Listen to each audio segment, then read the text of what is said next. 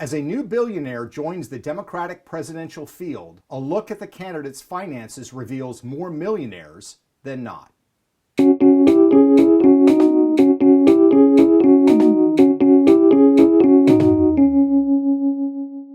Hi, I'm Peter Schweizer, and this is The Drill Down, where we drill down on cronyism and corruption in the federal government. Over the past several election cycles, there has been a lot of discussion about the wealth and financial activities of candidates running for office.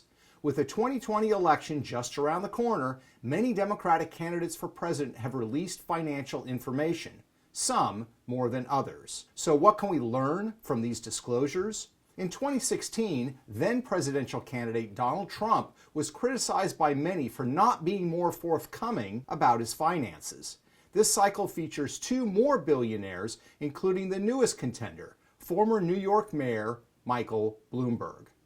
Bloomberg made his fortune in media and finance. His firm, Bloomberg LP, has revenues of roughly $10 billion, and Bloomberg has an 88% stake in the company. As mayor of New York, Bloomberg was required to disclose his finances to the city and chose to let reporters examine his tax returns, but only for a brief window of time. Bloomberg would allow journalists just a few hours each year to review his returns, often heavily redacted, and wouldn't let them copy or replicate the forms for use outside of the designated area. According to the Wall Street Journal, Bloomberg used letters to indicate dollar amounts. For example, the letter G suggested a value of $500,000 or greater. The other billionaire Democratic candidate for president, Tom Steyer, got into politics advocating for action on climate change, but made his wealth in part through his large investments, ironically, in fossil fuels. It took him a while, but Steyer did manage to release 8 years of tax returns beginning in 2009.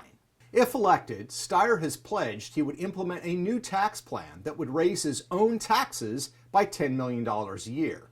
And there's room for his taxes to go up.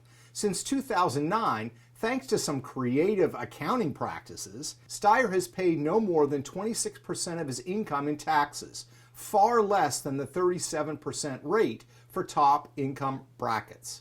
Progressive icons Bernie Sanders and Elizabeth Warren have routinely attacked the wealthy as part of their campaigns. Senator Warren wants a significant estate tax for quote-unquote ultra-millionaires, making over $50 million. Bernie Sanders wants to substantially increase the top marginal tax rate on income above $10 million. Interestingly, both candidates are millionaires themselves. Bernie Sanders is worth $2.5 million, and Senator Warren claims a net worth of over $12 million. Both senators have acquired most of their wealth through mutual fund investments and book deals. In fact, Sanders has been one of the most prolific congressional authors in recent memory, publishing 3 books since 2015 and reissuing another. Some congressional authors, like the late Senator John McCain, donated some proceeds of book profits to charity. But Bernie Sanders pocketed all the profits from his book deals. All told, Sanders and Warren have made a combined $5 million in recent book deals. And then there's the case of former Vice President Joe Biden. After decades of carrying the reputation of a middle-class senator, Biden is also a member of the millionaire class, with a net worth of roughly $9 million. As a senator, Biden saw his salary quadruple from $42,500 a year in 1972 to over $168,000 in 2008, the year he became Vice President of the United States. But even his $400,000 salary as Vice President pales in comparison to the money he has made giving speeches and promoting his books, more than $4 million in 2018 alone. So many Democratic candidates like to attack the super wealthy in this country. But remember, on this topic, they know what they're talking about for 2 reasons. Their expertise comes not only from decades of public policy work, but from their own bank accounts as well. I'm Peter Schweizer, and this is The Drill Down. For more episodes, find us on social media or at DrillDownTV.com.